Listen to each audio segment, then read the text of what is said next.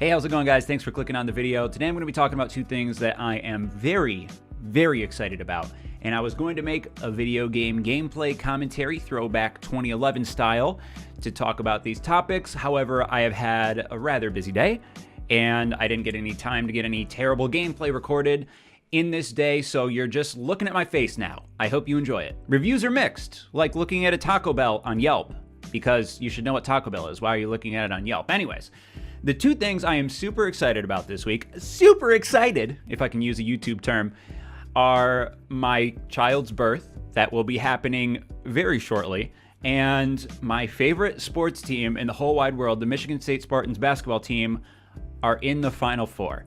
This is, barring any unforeseen circumstances or horrible outcomes in one way or another that I don't even want to go into, going to be, without a doubt, did I already say that? Without a doubt, the best week of my life. Many of you know me, and you know that I am an anxious person, and I would say a generally negative person, and I feel so fulfilled and excited right now that it is scaring me. I am nervous about how happy I am. I'm waiting for some stranger to walk into my house and punch me in the face, or for me to get a letter that says, hey, by the way, you have elbow cancer, which I didn't even get tested for it, so there's something to be anxious about. Got to get tested for the old EC, old elbow cancer, something. I don't know. I'm just so pumped about this week. I can't even put it into words, but I'll try. Many of you saw the pregnancy update video that my wife and I posted late last week, where we talked about a condition she has in her pregnancy called cholestasis that is relatively, it's rare, first of all, but it's not really a problem because we caught it. It causes Megan discomfort and itchiness, but there's no problems with the baby unless the baby is delivered beyond 38 weeks. So this is the start. Today is the start of Megan's 37th week of pregnancy.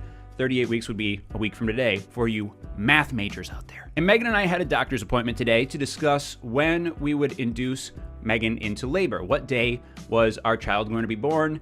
And Megan and I decided, hey, why don't we get it done with? Michigan State, which I'll talk about in a second if you guys care about sports at all. Well, I'm going to tie the two things together. Michigan State plays on Saturday, and tomorrow is Thursday. So Thursday night is the tentative date for Megan and I to go into the hospital and for her to be induced into labor to have our first child. A couple of caveats with that. The induction can take up to 24 hours or more, is what they said. So it's going to be a lot of waiting. And the hospital could be busy and they could say, hey, come in later Thursday night, come in Friday morning, I don't know. So I'm making this video without fully knowing. I'm just knowing that I won't be talking to you besides scheduled videos or maybe Twitter and Discord updates, both linked in the description, by the way, until I don't know how many days from now, because my life is going to change drastically in a couple of different ways in the next few days. So yeah, I could be a father 48 hours from uploading this video, which I am just so excited for. I cannot even put it into words. I am gonna cry so hard when I see my kid. I'm glad that you can't remember things as a child, because the first thing, or one of the first things this child is gonna see in the world is a man with a McDonald's M hairline holding her sobbing, which could scar many kids, but she's gonna be a tough kid. I'm just so excited to meet her, and we have a Michigan State outfit for her because Megan and I's favorite basketball team, this is one of the things we bond over the most, is Michigan State athletics. Our love for this school that has been in our lives since we were born. We were born into two Michigan State University alum families. We have always lived in the Lansing area besides the couple of years that we met in Grand Rapids and then moved back to the Lansing area. It's something that bonds the whole community together. It's something that ties families together. If I see a stranger in the supermarket and they're wearing Michigan State gear, I feel a weird communal bond with them. Sports are weird. We don't have a lot of things we bond about in this country anymore. We are a country that is more in our phones than in each other's houses or in, like places of worship, things that you would bond over in the 50s or back in the olden days. You just don't have a lot of things in common with people anymore, it feels like. Maybe that's just me and my internet brain where I'm constantly on the internet. I'm part of the problem, by the way, but you can bond over sports. Sports are a thing that connects us, a thing that I can connect with a person that I don't share a lot of common things with, is sports. And I love sports for that reason. I also love sports because sports teaches us an important lesson that oftentimes you have to wait through excruciating sadness to get to the joyous things in your life. Take me, for instance, a Detroit Lions fan. I hope to see a Detroit Lions Super Bowl in my life. It's to the point of so much sadness watching the Detroit Lions that if they were to win a single playoff game, I feel like I would tear up in happiness because I like them that much. They're my favorite professional team after the Michigan State teams. It would make me so happy. And to say that out loud kind of makes me feel psychotic that I care about something so trivial. But again, we live in a world where what do we bond over nowadays? What ties us together? We all yearn for a human connection, even if we try to replace it with a digital human connection, which, may or may not be the same thing. But to know all of the people surrounding me, all the people in my family are watching the same thing at the same time, and it's making them feel the same way is a really cool feeling. And my Michigan State basketball team beat Duke. Duke was the #1 overall seed, and they have one of the best NBA prospects in a generation on their team. So I did not think they were going to win. Again, natural pessimist. But they won, and they are going to the Final Four. They are 2 games away from winning a national championship. The last time they won a national championship, I was 9 years old. And I'm lucky to have a team that's, again, my Lions have not won a Super Bowl. So I'm lucky to have a team that's won a national championship and to have experienced that. But it didn't mean as much to me when I was 9 years old because I hadn't been through those years of struggle and those years of strife. Again, one of the great lessons of sports, getting through the struggle and the strife to that ultimate moment of joy. It feels better than any joy can feel. So Patriots fans must be so numb to it now, watching their Patriots win the Super Bowl all the time. But it's just a feeling once you get to that first one, or once you get to one you haven't had in a while, just insurmountable. I'm trying to use big words to describe because it feels like this is something that needs big words.